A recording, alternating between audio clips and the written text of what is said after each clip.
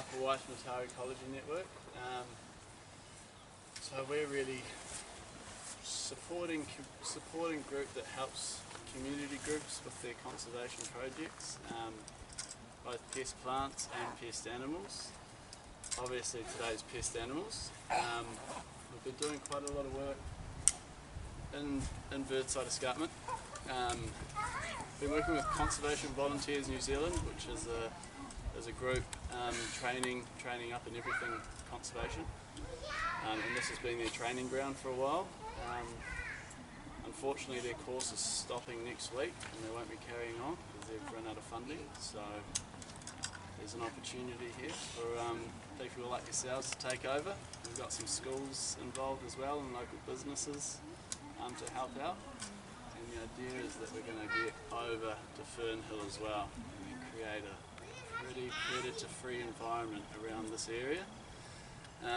Another reason that we're here today is for backyard traps. We've been given some funding by Predator Free New Zealand for people in the area to take a trap home, and it's yours, essentially. You can protect your own backyard and those compost bins a lot of the time. That's where that's.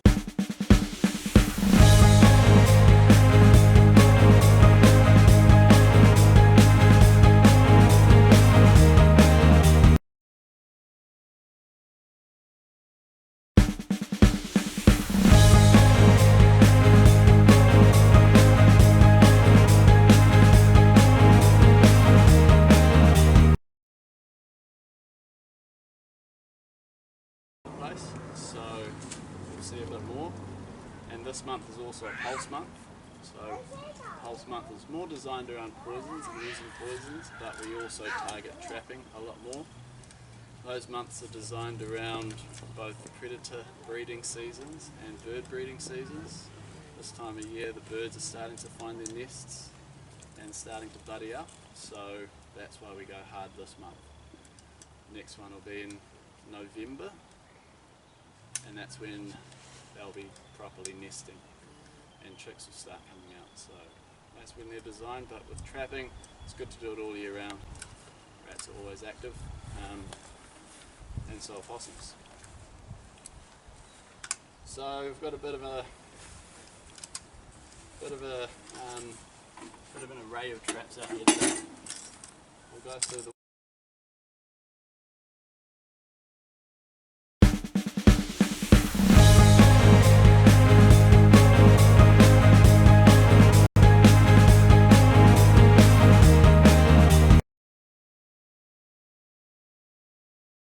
because if we were to have these traps just out there, anyone can come through it and get a finger or a foot or anything caught in it. And the other reason is birds. We use peanut butter for these, which attracts quite a few animals.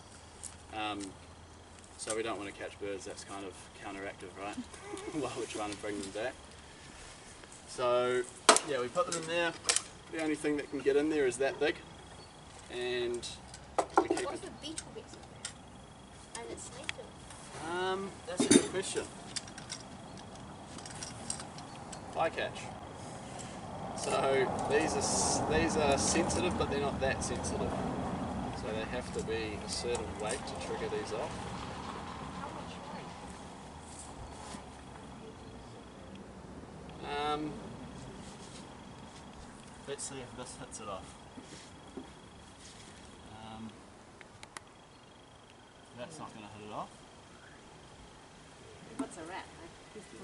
Rat's about, your hand's about the same size as that. they're about 80 grams, something. That's when these should hit off, especially those. Those are designed for 100 grams. But essentially insects will eat the bait and they won't trigger it off. And the thing with these is your bait is back there, so their body has to be as long as my finger for them to get caught in it. If they're shorter than that, then they're not going to get hit by this bar. Yeah? Does that make sense?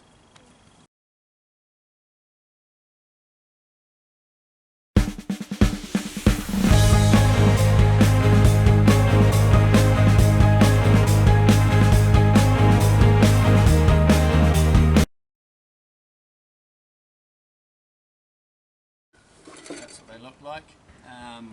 There's 2 entrances they have to get through as a safety, and the second one has a hole there which puts them right onto the trap, so it's done in the most humane way possible. And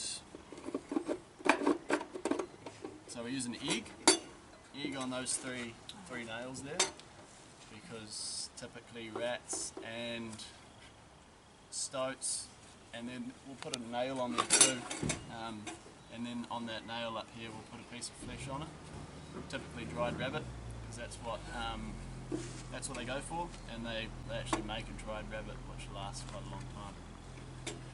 So yeah, the way these work, they'll come right back up, sit up there, and then that is set. That's going to be a pretty quick death for anything that walks into it. So they will, when we get into the bush, we'll have a play with them, a responsible play, and we'll. Bear trap, I have. There's one in Key Industries. It's huge. Like one of those ones you step on it, then there's 2 things Yeah. that goes like that. Yeah. Just like You go into their storeroom, they've got one there. 2 weeks generally. That's also depends how well your stomach is. Maggots can be a thing. The longer they're there, I guess. Yeah, the longer they're there, the smellier they get. But if you leave them for too long, then they'll just turn to leather and they won't smell. Weekly is ideal, but 2 weeks. You say 2 weeks. 'Cause time is a thing. Project that Mark's involved in at Sanders Reserve, they check them every week. They're on a weekly roster. And how many of you have? 10 or so? Something like that, yeah. Yeah. So that's once every 10 weeks. If you can get a crew going and get a roster rolled up, it's not too taxing.